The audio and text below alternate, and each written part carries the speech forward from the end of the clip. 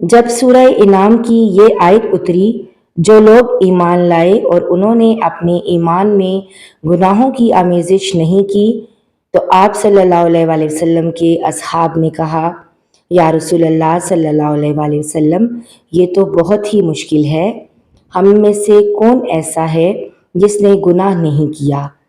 تب اللہ پاک نے سورہ لقمان کی یہ آیت اتاری کہ بے شک شرک بہت بڑا ظلم ہے۔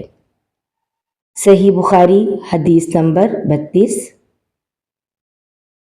آپ صلی اللہ علیہ وآلہ وسلم نے فرمایا، منافق کی علامتیں 3 ہیں: جب بات کرے جھوٹ بولے، جب وعدہ کرے اس کے خلاف کرے، اور جب اس کو امین بنایا جائے تو خیانت کرے۔